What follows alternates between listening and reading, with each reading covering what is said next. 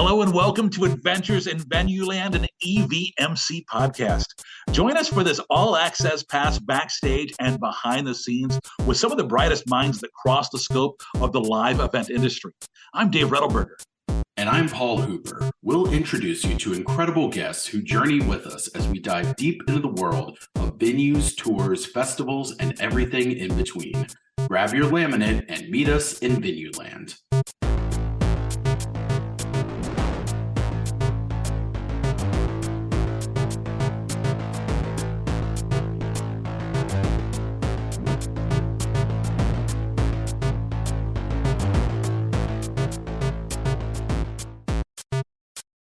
Today's adventure takes us to Detroit. We're going to talk with a woman who promotes concerts, theatrical productions, sporting events, and more at 6 world-class venues. She's the VP of Marketing and Communications for 313 Presents. Kim Klein, how you doing? Great. I'm excited to sit down and chat with you guys. An overdue episode. We're glad you're finally here. For somebody who's tuning in, they have no idea what 313 Presents is. Tell us a little bit about the company and what it is that you do there. So, you know what? 313 Presents, we produce, promote across 6 world-class venues, over 300 events a year. And the venues include Little Caesars Arena in Detroit, the Fox Theater that is going to be 100 here in the next 4 years, Comerica Park, we have Pine Knob Music Theater, Meadowbrook Amphitheater, and Michigan Lottery Amphitheater. We're actually a joint venture. So when the arena opened in 2017, the Detroit Pistons announced they were coming down to Little Caesars Arena, and they formed a joint venture with Illich Sports and Entertainment and created this entertainment venue. And then the Palace kind of, went away, and we became a combo company with some folks from the Palace joining some folks from Olympia. And, I was asked to spearhead the marketing team. So I'm vice president of marketing and communications. I have 8 people on the team. We're a very small company to do the 300 plus shows. We're, I think, 58 people right now. So we do outsource to the teams for various functionalities, but it's been great. It was really a kind of a cool opportunity for me in my career to be able to be part of a joint venture and create a new company. So what kind of percentage would you say of shows are you helping to present and promote, for instance? I'm sure some of it are rentals and they might be coming into the arena, but are you all producing the concert series at some of the amphitheaters, or what sort of is your involvement in each of the spots? So we, our partner at our amphitheaters is Live Nation. So, we've got a great relationship with them. We have, I think, over 30 promoter partners that come in and work with us. Sure. So we're at varying levels of what our booking team takes on, what we take on. But for every single show, whether we're buying the marketing or the advertising or not, we're still supporting, because every single venue has assets and deliverables from whether it's email, LEDs, all of the things to help support that event. My team is still responsible for that. My team is still the PR lead. We're the ones working all the shows. We're escorting the press, all the good stuff. So we have a theater series at the Fox that we partner with Magic Space, and we're all in with that. We put that together. Christmas in Detroit at the Fox Theater is pretty spectacular. So every year we have a Fox Theater series, which is kind of the bread and butter for us there. And so every show is kind of different. Every relationship is different. But, we have, through our partners, some great opportunity to bring amazing entertainment to Detroit. I have to give you credit for your team too. So I know I said this to you recently when we were out in Denver at the conference, but there was people that came to the conference that hadn't been. I think a couple of them said, I haven't been in 7 years or 6 years or so. And I was like, oh my gosh. First off, it made me feel kind of old, because I remember hanging out with them both 7 years ago. But I remember I came up to you and I was like, this is kind of amazing. You've got so many of these same staff and crew that you've had for 7, 8 plus years. And in this industry, I would say that's not super common. There's definitely some of us that we know stayed at venues for a while or kind of planted our roots in certain cities, but to have a team that really stays together like that for that long. I mean, I think that's really impressive, and a huge credit to you. But also, do you think there's some sort of magic mix in that? Like, is there something that you sort of have found over the years that you felt like has really helped with that team building and kind of having a, ownership of your role? Yeah, I mean, I thank you. I feel really fortunate, first of all. Like we have found people that I think are a lot like me, right? Like this is what I wanted my whole life. I mean, I wanted to actually play music. I was in marching band. I wanted to be in a symphony, and that didn't quite, I tried in college to major it, did not quite work out. But I feel like I have found folks that feel the same, and they're very passionate about what they do. I think I tried really hard.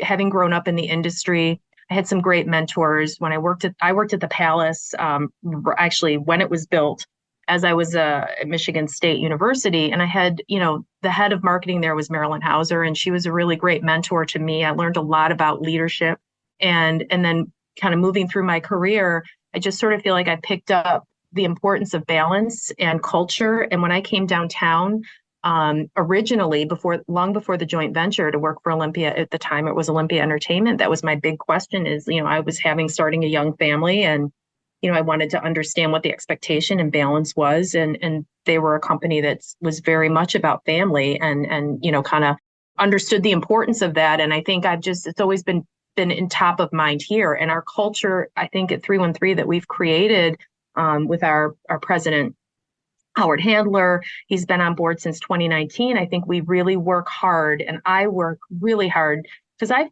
folks with families, and whether it's families of kids or dogs or whatever it might be, I think it's important to say, hey, you know what? We've got a ton of shows, 300 a year. Like, are you crispy? Are you Right. let's make sure that you're doing what you need to do, because again, while we might do all of the advertising for every show, we still have to schedule people to work every show. Like we're still expected to be at the shows of which if there's marketing activation. So I just feel very strongly that I have people that they're passionate like we are about, Detroit and about entertainment, and they want to be here. And I just try really, really hard to manage through that and be available and mentor as best I can. So again, I think that I've had great mentors. I continue to have great mentors that believe in the culture of what we do. And I think that plays a huge role for us. You mentioned Detroit, Mm-hmm. and obviously, my wife was born just outside of Detroit. So I've been back for family stuff quite a bit over the years, but there's definitely this I don't know, the misperception that a lot of people in the country have about what Detroit is. And you talk about people who want to be in Detroit. So talk to me a little bit about the city and what it means to you. And if you could tell people, hey, this is who Detroit is in 2024, what would you tell them? I mean, we just had the draft, right? Like Yeah. we've been pushing and on the map. We had NCAA men's basketball here at the arena. I feel like right before COVID, we were on a really good uptick. Like I think it was then that the New York Times called out our food, food in Detroit, and every major act plays here. It is the home of Motown. It is the home. Techno was started here. We've got great musical roots here. And then I think COVID sort of came in and did what it did to everyone, and so we're back.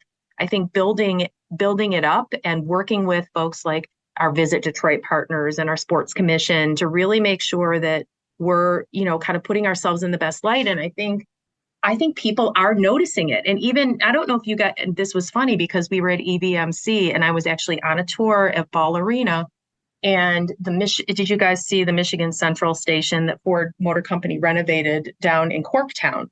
And the biggest concert, huge, Eminem, it was like such a great curated concert, and I'm on the tour and I'm trying to be respectful, but I'm like, oh my gosh, I got to see what's going on at home. Yeah. And I think that every major event that we're now hosting is opening the eyes of folks across the country as to what we can be here. And I think that this city offers so much. When I first came downtown, there was really nothing here. And, Mike and Marian Illich had started what they did with the Fox Theater and all the good things there. And it's booming. And for me, it's so exciting to see it, and to be a part of it and to know that we're responsible for helping to bring people down here and have a great time. We have this area right next to the Fox, the District Detroit, which is, kind of, we having restaurants and all the things. And we're just trying to show folks, you can come down, enjoy it. It's going to be amazing, So I think I would just say we are on the map. We're growing. We've had people, according to the Sports Commission, like the NBA is outreaching. So I'm excited to just continue to show off what we can do and be a part of it where I can to tell the story of this great city. And we're so resilient here. And when I think about what it was and what it is today and the growth that's happening, it's like there's cranes everywhere. It's just amazing, It feels like you all have a really great mix too of these new venues like Little Caesars, as well as these historic venues like the Fox. And for anyone listening, you should definitely Google the Fox Theater Detroit and look at the marquee. It's one of, I think, the best marquees on a theater in the country. Word, yeah. I mean, it's really incredible. It's just one of the most over the top, but in the greatest of ways. But I think that's such a really cool way to sort of be able to feel like you're cutting edge on certain areas and also preserving sort of the history of the city and downtown on the other side. Yeah, I agree. And I think that, it's funny you call out the marquee, because that was one of my earlier kind of projects was when we turned that into an LED, right? And I remember when they were like, they had all the letters and they're like, anybody want letter? It was just amazing. And to be able to be part of something and something that is so iconic and to help kind of launch that from a media and press perspective was really a moment for me in my career. And I think too, the fact that, again, and we have 3 amazing amphitheaters. Pine Knob's been number 1 many years, and they're just not in the city proper. But in the city proper, you can hit all 4 sports teams in this block, like Ford Field's right over here, the Comerica Park. It's pretty amazing, right? And there's something for everyone down here, and I think all of the owners of these teams just recognize that. And when obviously it's a neat city and there's a lot going on, but one of the challenges that that we definitely feel here in a similar situation is when you're representing and working for 6 different buildings, sometimes you don't really feel like because you have a lot of people, you have staffs at each building that's their only building. Mm-hmm. Right. So they feel like they're their own team. How do you keep yourself as part of the team and in that communication loop when you're at so many different places for so many different shows? Well, I think, I feel like we do a great job from a communication perspective. I think it all comes down to that, right? It comes down to having the right people in the room, making sure that across all functionalities, we outsource to Illich Sports and Entertainment for our front of house. So they do all of our security. They have our guest experience team, all of it. And I think we're great partners with them in making sure we're sharing kind of what we know and preparing and, for staffing for everything. And I think again, when we think about what we learned from a positive and everything we've been through, and particularly this industry in the past few years going through what we did, you've learned how to use Zoom, you've learned how to use Teams, you've really, maybe some of the problem is we have too many meetings now, but on Teams. But I feel like we've really utilized, the tools and the technologies that have come out to make sure we're engaging, and not just engaging in preparation for a show, but I have a couple of new folks on the team. We have interns. I'm big on mentorship. We take on 3 interns actually every summer. And how do you make sure that they feel part of it when everybody is like this, especially right now? Like we have all 6 venues hopping. We had 7 shows over 2 days a week and a half ago.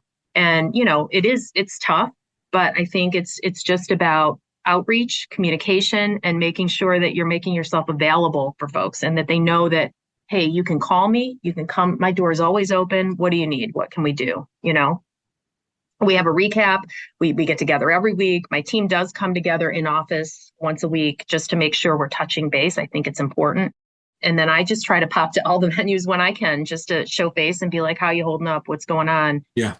Got to make sure people aren't crispy. You mentioned you have a team of 8, right? So would you, I think when we're at EVMC, that's one of the biggest questions people have is who do you have on your team and how many people do you have and what do they do? So yeah. Can you kind of just give us a brief overview of the people on your team and what their roles are? Sure. So I have 3 folks on the PR side. and it's not just show PR, but we're really focused on growing our brand because we are still a young company. So it's a lot of corporate, kind of work that we're doing, working with, Polestar and whatnot to make sure we have exposure. And then I have two senior media buyers that, kind of are our leads there. We have a marketing assistant that supports. We have two folks on the digital team that are responsible for all of our email communication, all of our digital buys. We just launched SMS text, so we're kind of learning as we go there too. And then I have two folks on the social team, and we have 21 21 channels because every venue has something. Good. I would say that's Nice. for me from a content perspective. Then Stephanie Shepard oversees that for us, and that is one of the things we're trying to really kind of figure out how we can keep on top of that. But yeah, so that's, and I have a creative. So we just added this year, we used to outsource to the teams for creative, and we added, I have a creative designer that joined the team. And then we have a website, our website manager joined the team within this past year as well. So it's a lot. And the amount of emails that we're sending is crazy because, we've got premium and all the things we support and surveys and all the things. And it's a small group, but we work really well together. Yeah. And I think it often comes down to, like, is the juice worth the squeeze on some of those things? When you have a tight ship, and this is coming from someone who has been on those tight ships, especially on the social front, right? Like someone will be like, oh, this is the new hot thing. And it's like, yeah, but how hot is it going to get? Because right now we're managing 21 social accounts. And if we're all going to adopt this new app, now we've got to get it for all 6 venues. And that's going to be a lot of time that we have to adopt. We have, you have to go all in and, actually commit to it. So it is very much, understanding, where is our bread and butter? Where is, what's leading to ticket sales? What's also leading to brand awareness? And how do we really do the best we can in those areas? Yeah, and I think too, it's interesting because from a sponsorship perspective, you have to think about that too, right? And there's a lot of engagement that, most of our partnerships, they really want that piece of it. And so just trying, to your point, Paul, to take a look at where is the bread buttered, but also, some of our channels still have partnerships that we want to make sure that we're doing right and doing right by the partner. That's one of my biggest things too, is I want it to be right for the partner as much as I want it to be right for us. So we work really closely with our partnerships team and our sponsorships team to share, hey, this might not be resonating, but how can we work with you through your partnerships to make sure it's something that's a win-win for everyone, because we want to continue to keep that needle moving, Yeah.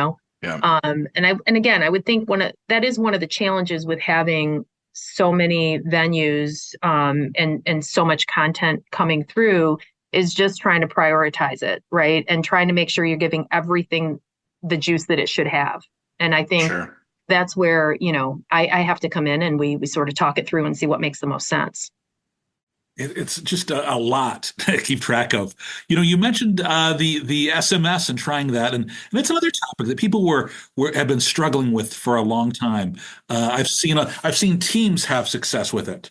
Yes, but I haven't really seen venues necessarily have success for it. So tell us what you're trying and what's working and what's struggling and all that good stuff. Yeah, so we just launched it. We're using a local company. So I would say what we have found in our research, and I'm about to outreach to folks in the industry to say, what are you doing that might be different? A lot of what Jen Batsios is the person that's overseeing that. We're doing a lot of contesting to grow it. We are testing this year. So when I started and we came back to when Pine Knob became under our roof, they were doing a lot of tabling prior to us kind of taking it over to grow database and all the things. And what we found was people would sign up to get the prize and then they'd unsubscribe. So I kind of took a break from it. We're testing that again this summer for SMS text and our database to see if we can grow it. And then we're going to take a look at the data at the end to see, hey, who did we hold on to, right? A lot of this is all A/B testing. With SMS, we're doing a lot of contesting. We're just making sure that we're educating folks that it's out there. I think it's a great opportunity for us to, target and to make sure that we're pushing we're trying to learn the right genre of music and the right message to push out. And again, we've only been doing it for a couple of months, full force. So I'm hopeful that this summer, because we have so much content with all the shows and all the venues running, that we're going to see a lift. And I'll have a better answer for you on what's working, kind of when we get to it. But I think it could be a great opportunity for us. But as you guys know, on the show side, you also need to provide value.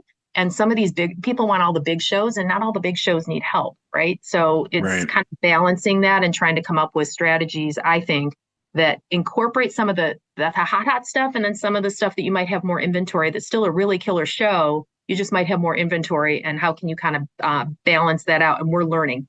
We're still learning. Yeah, when you have over 300 shows, you don't want to blow people up all the time with the info, right? And yet once you have that in your toolbox, everybody wants to use it.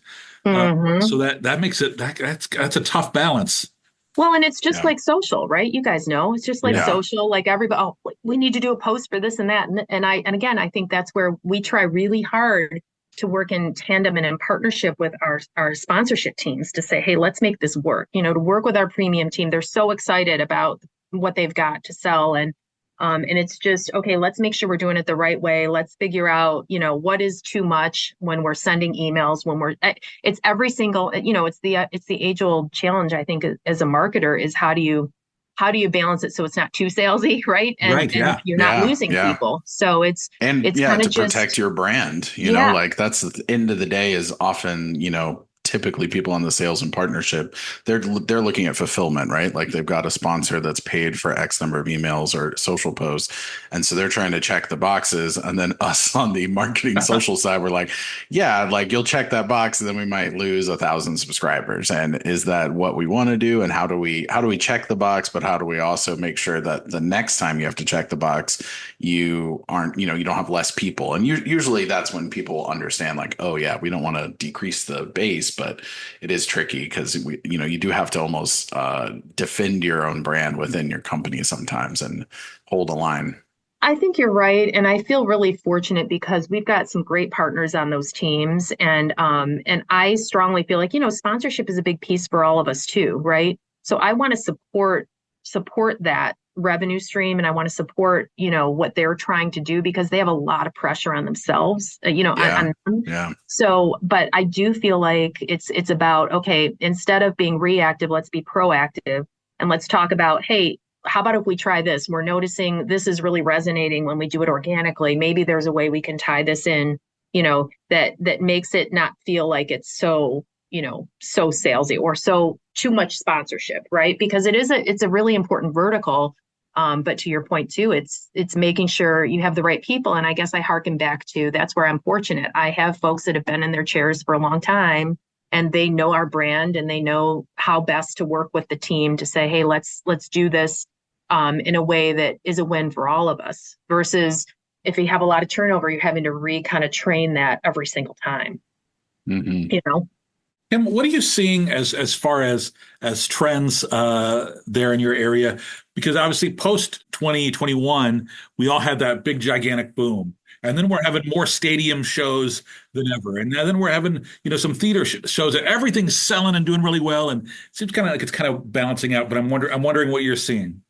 I think that's exactly what we're seeing. And Polestar just came out right with their mid-year review yesterday. And they even said, it's not chaos that nothing's going to sell, but we're seeing things, maybe the growth is going to start tempering out a little bit to what we had been seeing, which I guess would make sense. And I think we're the same. I think that we're constantly looking at, are there ways, if we do start to level off a little bit, how can we grow? What can we do? And one of the things we don't have in our portfolio of venues is, we don't have a football stadium, right? So we just partnered with the Messina Group and with ISU in Ames, Iowa, and helped to put on George Strait and Little Big Town. It was George Strait for Stapleton and Little Big Town.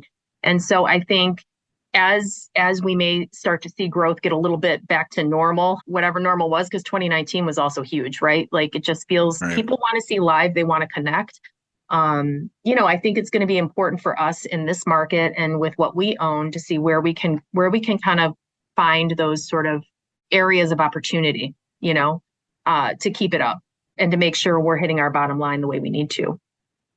But I think we're the same as everybody. We're seeing the same thing. People want to go to shows, like, so far so good for us. But Right. certainly as you look ahead, you have to plan for, okay, what more can we do? And I think we have a really great booking team, and we have a new head of that group, Sarah Zawalski, who's been with us for a long time, and I think that's one of the things she's really working on with her team. We're also seeing a shift towards people buying tickets later in the cycle. Yes, yes. So I really want to dig in, and I'm interested. So we're doing some research right now on our last year's theater series as we're about to launch this year's theater series and holiday series. And I think we're going to have more holiday content this year than we've had before. And that's one of the things we really look at is what did that sales trend look like? Because it used to be 40 days. And so you'd start I'm going to do a big push here. And are we still seeing that? Because that was one thing I noticed as well in Venues Now yesterday, as they talked about. It's more last minute. Whereas, it used to be you'd get some of that with some of the shows that it was always like a week of buy. But I agree, we're seeing more push closer. So it's just, I want to take a deeper dive in the data and see, is it genre based? Is it, are there things we can look at to capitalize, It's fascinating. And I think too, it's, we're fortunate in that live events have come back so strong that there is just a lot of saturation. So I think that, that's a good thing, and that it's presenting these opportunities for people to get out and see all kinds of events and comedy and, sports and everything. But I think it may be bending in that people are, having to choose sometimes or something like that. So it might be pushing that sales cycle later, but it is really interesting to see. I'm interested to see. And as you guys know, it all depends on who's going out, right? Like at the end of the day. Totally. So I'm really interested to see what 2025 looks like. We have 2 ballpark shows this year. I think we had 1 last year, and then I think it was 5 the year before. So again, we're a little bit beholden to what the tours want to do. And then you kind of adjust as you go. And add and do what you need to do. But there's a lot out there right now. And I love it because I like going to shows. I like seeing everybody. So I'm happy that I have so many options. We have 2 tonight and 2 tomorrow. Which one am I going to? I don't know, It's good. It's a good problem to have. It is. I'll take it all day long, especially when we went for a time with nothing, That did teach you every time I start getting worked up, somebody's like, "Hey, remember the other side of the alternative?" And I said, "Okay, all right, yep, I'm good." Yeah, right. Like it does get there are days you have to remind yourself that, wait, we wished for this. Remember? Yep. Remember? Dreams are coming true. Hey, let's take you back to your days as a Spartan. You're going to Michigan State University just a few years back. Yeah. Thanks for that, Dave. Thank you. Thank you so much. Around the same time I was, so it wasn't that long ago. Let's put it that way. Mm-hmm. So, what did you think you wanted to do? Did you know you wanted to get into the music thing? Because I know you kind of started off in more of a journalism side, but when you were in college, what were you thinking about?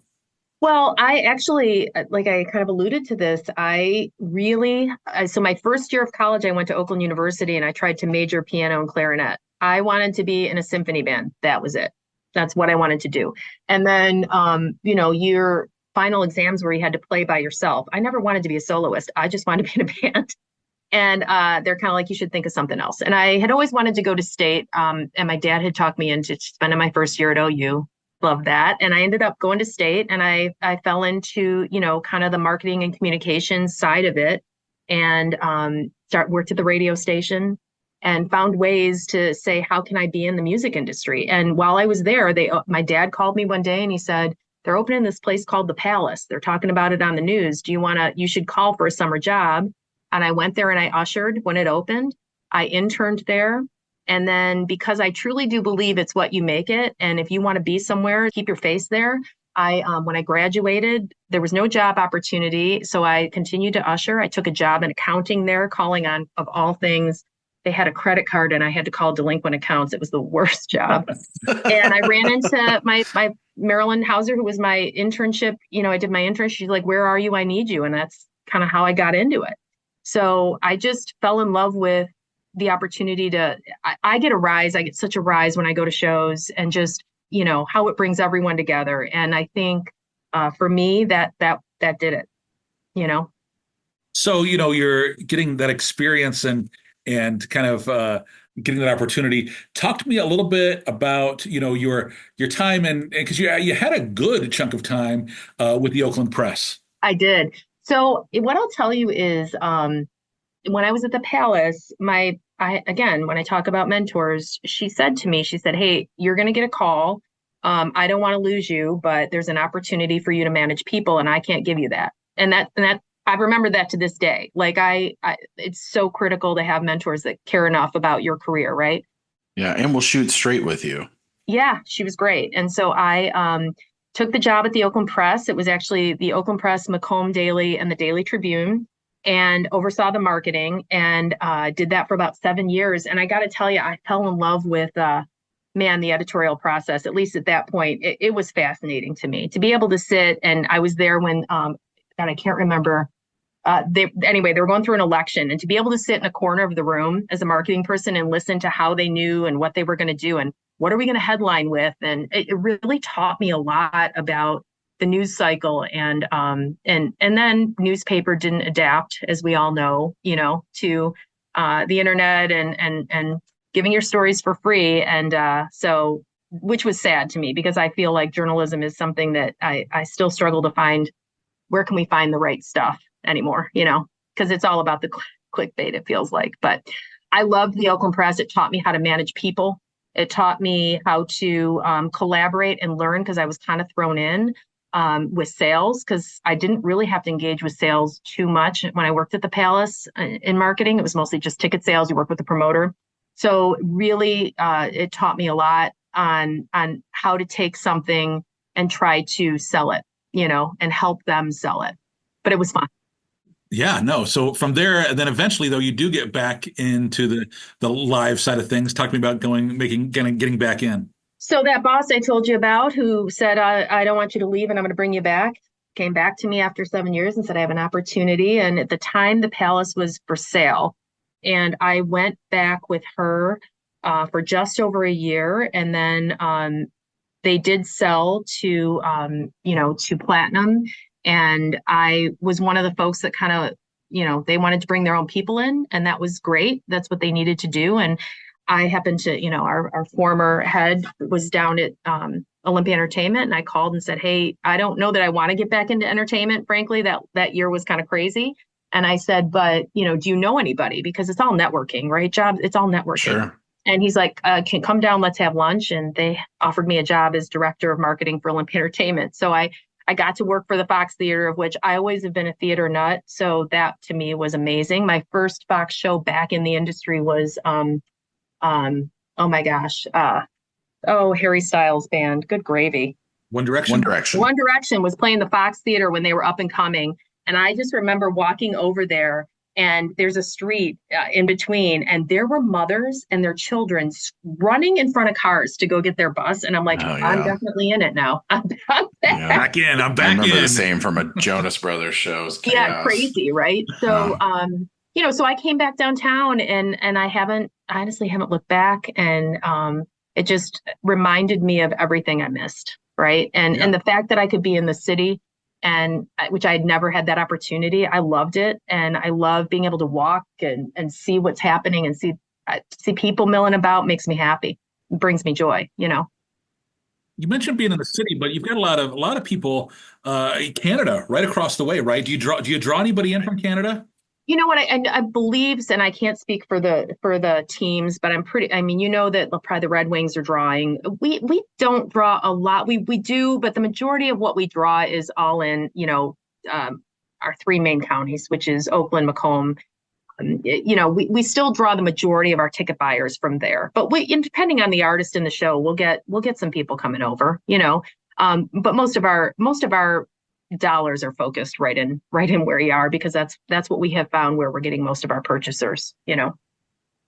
You also got to open Little Caesars Arena, which has got to be really cool too, to have an arena back downtown. And you obviously had the Joe previously, which was kind of a legendary arena. But what has that experience been like, of not only being a part of this older kind of classic arena, which I'm sure had many tarnishes to it, but also a lot of history. And then you now have this shiny new arena downtown that's really drawing, all these people back to downtown.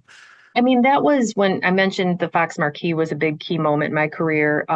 Being able to participate in the opening of this arena, especially because I you don't often get that opportunity as a marketer, right? And so I was part of a team that helped to plan the advertising around it and participated in the marketing of that and the creative. And it was for somebody that grew up in it. And again, I started at the Palace when it was built, but I was, as an usher, so it's different, right? So to be able to now have been through 2 openings, and that first day, it was amazing. It was just, I still remember it, walking in this venue and the electricity that you felt of something new. And Joe Louis Arena was a class, was a classic for the city, and obviously Red Wings home. And but the Palace really had taken a lot of the content because it was the shiny new spot from the Joe when it was built. So to be able to then be the arena and then the Pistons saying, hey, we're coming downtown, and then for us to become just one company.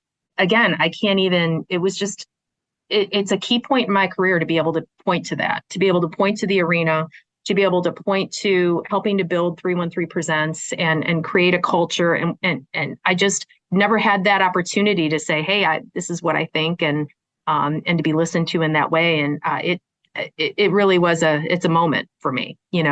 I think also under this new umbrella, rebranding to Pine Knob again. Pine Knob we celebrated 50 years, and to be able to put together a plan and be part of something really great, it just was.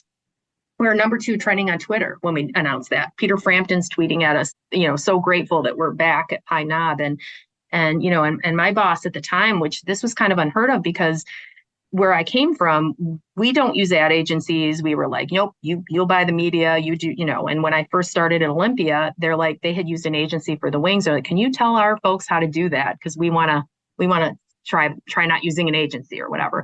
And Howard was like, I want to do this the right way. Let's get an agent. Let's get folks in to help us really launch this thing. And so that gave me another great opportunity to go through a process that I hadn't had the opportunity to go through. So I feel like I've been very fortunate through my whole career to be part of big key moments, at least in Detroit's musical scene that mean something and mean something to me to know, part of the history of Pine Knob and gosh, that's pretty humbling and pretty cool, and then the Fox is turning 100 in, I think, 4 years. So, God willing, I'm going to be able to be part of that too. Right?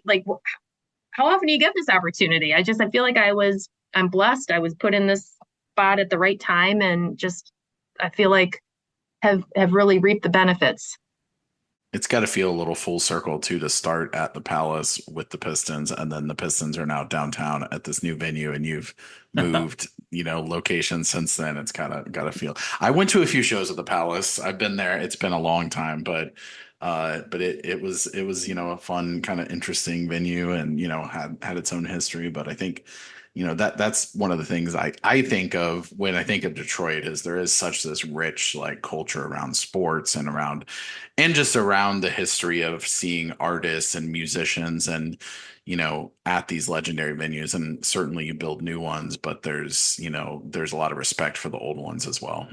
Yeah, and again, I think that what I love about Little Caesars Arena and the fact that we have Red Wings and Pistons here, and everything is right here now, and it really does help to impact the exposure for the city and to bring people together, whether it's a concert or it's a Red Wings game, or again, I think it all plays into the fabric of who we are, and helping to continue to tell the narrative of what we've got going on in this great town. Obviously, you've got a lot going on, but we didn't really touch on personal life. Tell us about the family. So I'm married, and I have 2 kids, and one of them is graduating high school. She's graduated high school. She's going to be going to college in the fall, which will be crazy for me. And I have another daughter, Ruby. So Elsa is my oldest. Ruby's my youngest, and she'll be going into 10th grade. And I think that they're the reason I wake up. They're the reason I do everything I do, is for that family. I love my job, and I can't remember who said it, but it's always been my mantra as well. I want to love what I do. It's important because it makes me a more well-rounded person. But at the end of the day, it's the family. When I'm 85, what am I going to be looking at, And I want to have said that I was very fortunate in my career, and I worked with great people, and hopefully I mentored some people, and hopefully people feel good about me as a leader. But ultimately it's about that family, it's about who they are and what they want to do. And I'm scared to death about what it's going to be like having my daughter at 2.5 hours away. And, I already you better have your location services turned on. What am I going to do every night she comes in and says, Mom, I'm home? And I'm of course passed out because I'm old. And so it's going to be different. It's going to be an interesting ride, and I'm anxious and excited for her and for Ruby, who's coming up right behind her, Tell us a little bit about your husband as well. Oh, he's everything. He's everything. He's from Wisconsin. And we've been together since 2000 and, oh my God, he's going to kill me. I think 2009 we got married. Probably wrong. 2004. You're going to edit that out, please. No, I'm just kidding. He'll say that's typical.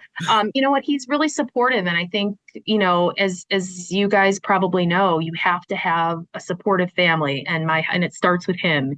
And, when I got this opportunity to spearhead this team, I said, hey, I may have to throw a few more shows in. I may have to do some stuff. And he's like, you need to do what you need to do because it's who you are. And you know what? He's been just the biggest support to me, and kind of helping to keep the family life running when I'm here, or vice versa. I think we're a partnership, and there's nobody else that I can see myself doing it with, because you need that. And my kids are very supportive. They have not, honestly, Dave, and I don't know. They don't ask me for tickets very much, which I think is funny. Like Elsa's like, I'm just going to go buy lawn tickets at Pine Knob on my own. I'm like, oh, okay, go for it. Thank you for your support. Yeah. My own kids aren't even asking me, so I must have trained people right, because nobody. That's good. That's great. Yeah. But I think in all seriousness, if I don't have the support of my husband, this doesn't happen. Yeah. I get it. No, I really do. Well, on that note, we're going to wrap things up because that sounds like you got a lot going on. But before I let you go, I want to hit you with our fast five. It's just five quick questions. Okay. Just looking for your short, instant response. Do you remember your very first concert? Yes. It was Journey at Joe Louis Arena, and Bryan Adams opened. And Nice. we were in a suite, and I had fried mushrooms. You were in a suite, kicking it off. Your first concert, you were in a suite? Wow. Mm-hmm. My friend's dad worked for CompuWare back in the day, and they had a suite. And then fried mushrooms, Wow. which probably felt like a big Why deal, that right? sticks in my head, I don't know, but it's You're like, this is fancy. I'm I'm big time so now. fancy right now. How about, do you have an all-time favorite concert? Oh gosh, Pink at the ballpark last year. I think she's just so inspiring, and to see her fly through the air, you can hear me I taped it, and you hear me screaming, and my boss is like, Kim, and I'm like, but she's like, It really is incredible, right? oh my gosh. I think we almost overlook it because we're just like, oh yeah, it's the way she is, and that's what she does. But it's like, I feel like she's going to be one of those artists that like 10 years from now, everyone's going to be like, what? Like, what was she like? You saw her fly through. Crazy. She like flew by the press box in the ballpark, and I'm like, wait, what Crazy. is happening? Yeah. Yeah, I just keep thinking she's just going to like go out like as a solo acoustic tour. Like, I'm done flying. Yeah. Will she? I don't know. We don't be sad. I know, right? I'd go Right. see her because she's amazing. Detroit style pizza, yes or no? Yes. Yeah, okay. All right, thought so. And Coney's. Yeah. Coney's. Coney's. You That's got to right. get Oh, a yeah. Coney dog when you come to Detroit, It's a man. classic. All right, you get to play your clarinet on stage with any artist. Who you picking? John Batiste. Nice. You've thought about that's that a one. good choice. No, but I just saw him for the first time, and I will never miss a show. And there aren't many shows I actually go to anymore, and I will never miss a show. That guy's amazing. Last question. What's your theme song? So there's a TV show where reality TV cameras follow you all around with everywhere you go and film your life and do a story about your life. What's the song that plays over the opening credits? Is it like a real song, or are we making up a song? Whatever, either way. Whatever. You're a musician. You I'm do what make you a like. song called "Good Gravy." Somebody help me! What is happening? No, I like that. That's a tough one, but something like that. I like sure. good gravy. Somebody help me. Kim, if somebody wants to reach out to you to offer you help or to ask or follow up on anything we talked about today, what's a good place for people to follow you, or what do you want to plug with 313 Presents? Throw it all out here. Oh, well, I mean, I'd love to chat with anybody that wants to chat with me. You can find me on LinkedIn. You can email me, and obviously I'll share all that stuff with you guys. For 313 Presents, we're excited to continue to grow, and I'm thrilled with, what we've done this year. We just launched a VIP Encore Lounge that sold out before we even had to market it. The George Strait show at Ames, Iowa. I feel really bullish on what we're going to be able to do with to help grow what we have in our portfolio, but also to bring more amazing shows and entertainment to folks that want to just escape for a couple hours. Very cool. I appreciate your time today, and we'll let you, good gravy, we'll let you get back to all the fun. Thank you, guys. This was really fun. I appreciate you. And a Thanks for big thanks joining to everybody us. for listening to this episode of Adventures in Venueland. Remember, you can subscribe and find more episodes wherever you listen to your favorite podcasts. We do love your 5-star reviews. It helps other people find us. Until the next adventure, I'm Dave Rettelberger. And I'm Paul Hooper. Thanks for listening, everyone. Detroit Rock City. Let's go. Let's go.